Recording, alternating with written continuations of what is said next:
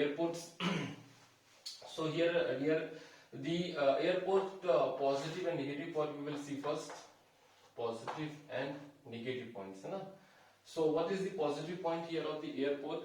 So first very important positive point is that airport is the fastest mode of transportation, the most convenient form of transportation. You can cover any terrain, whether it is mountain or river or plateau or plain or desert or islands, any particular or ocean, any particular part you can cover through the aeroplanes.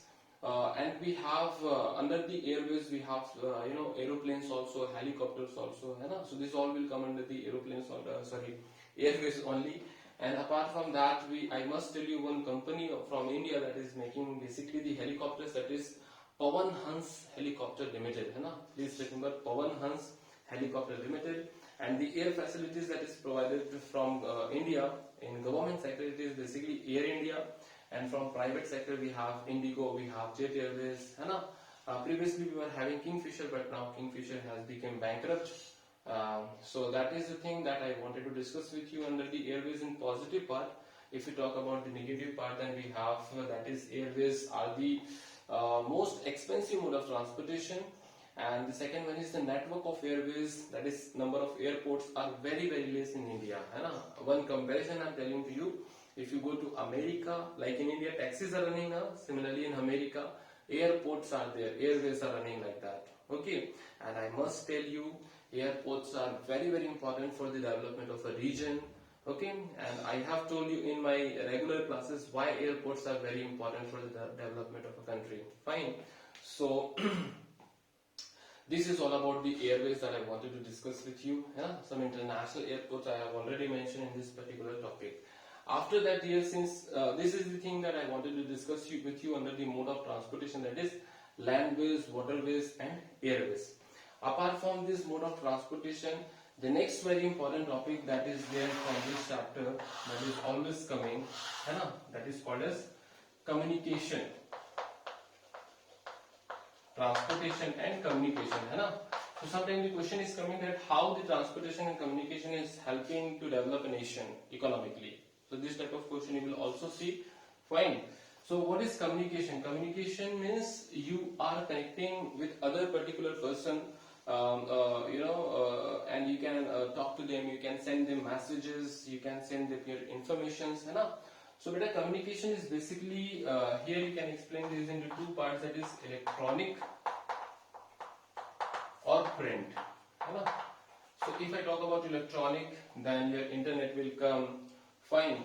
Your electronic gadgets will come like mobile phones, televisions. These all are the form of electronic communication. If you talk about the print one, then books are there, newspapers are there, magazines are there, postal services are there. These all will come under the print one. Apart from that, two more form you can explain here. That is individual, individual and mass communication. Individual communication and mass communication. So suppose if you are communicating with someone through mobile phone, that is called as individual communication. If you are sending a private personal letter to somebody, that is called as individual communication. But if you are using radio, if you are using television, then will be coming under the mass communication. Even the newspaper is coming under the mass communication. So I hope the communication part is clear to all of you. Apart from that, the next very important one we have, that is called as trade. After communication we have trade. So trade, basically within the trade we will discuss about the international trade. International trade. So what is international trade? The exchange of goods between the multiple countries or the two countries minimum is called as international trade. So within the international trade we have two very important components, which is called as favorable trade and unfavorable trade. Favorable trade and unfavorable trade. Okay, favorable trade and unfavorable trade. So what is the meaning of favorable trade? So here now beta, if you talk about the favorable trade, two things you have to see: import and export. So what is the meaning of export? You are sending your product to other countries, means you are selling your product to other country. For example, India is selling iron and steel to Japan. So we are exporting iron and steel to Japan. So this is called export. And what is import? When we are purchasing from other countries. For example, we are purchasing mobile from China. है ना? So Chinese manufacturers are selling their mobile phone in India. So basically India is importing na Chinese mobiles. Okay. So I hope import and export is clear to all of you. So if export will be more and import will be less, then it is called as favorable trade. And when it will be opposite, when import will be more and export will be less, then it is called as unfavorable trade. I hope you understood this one. So this is international trade. Basically, what are the things we are exporting and what are the things we are importing? So basically, we are exporting agricultural goods, raw materials we are exporting, iron and steel we are exporting, oil and mineral related products we are exporting, engineering goods we are exporting, fine, medical, chemical components and particular material products we are exporting to the foreign country, fine. What are the things we are importing? So petroleum products we are importing, defense products we are importing.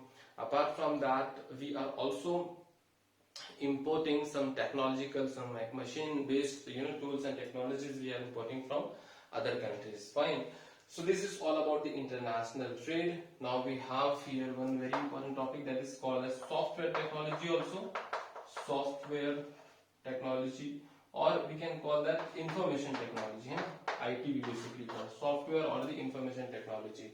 So in the recent past 5 or 10 years, we have seen that the information technology industry is developing with a rapid speed, and it is providing job to n number of people, especially the women are getting job in this IT industry. And through this IT industry, basically we are providing our IT services to the foreign companies which are located in foreign nations. And I must tell you, this IT industry is also bringing n number of foreign exchange. Foreign exchange means dollar, because whenever we will give our services to the foreign countries, foreign country will pay us in dollar. And dollar is very, very important, everyone. Why? Because when we want to purchase petroleum, or when we were importing defense equipment from Russia or America or Israel, then we need to pay them in dollar. So that is why dollar is very, very important, and this dollar is coming from this information technology industry, fine. Apart from that, the next last one is called as tourism. What is the last one? Tourism. I must tell you, in India we have n number of locations that are much better than the location that is available in the other parts of the world. But the maintenance facilities are third class or the pathetic or very average in India. That is why we could not attract the foreign tourists in India. Especially the infrastructure like roadways, railways and airports especially are not available in all the places in India. Especially if you see the airports, so airports are available in a very limited locations. That is why the foreigners are not able to visit in maximum locations that are historically as well as naturally very attractive. So that is why the tourism industry is performing quite average. I must tell you, two countries, that is Singapore and India. India is large country with n number of locations, and Singapore is very small country with limited resources. But then also, if you compare the foreign tourists, so foreign tourists are coming 10 times more in Singapore than in India. So the reason is safety, security, infrastructure, facilities. These are certain reasons why the foreign tourists are not coming in India. So if we will do development in this tourism industry, then tourism industry can provide job to n number of people.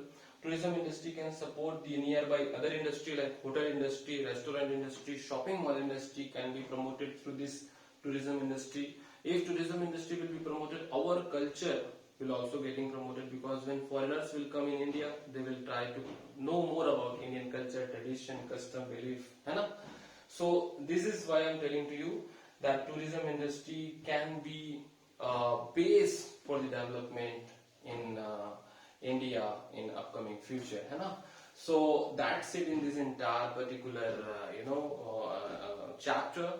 Now I'll show you some very important questions that you can see. You can pause your screen and you can see these important questions. This important question came in the previous board examination, and some important map locations also I will share with you. So with this note, we are ending our today's class. I hope you enjoyed the class. Thank you everyone. Take care. Bye bye. Thank you.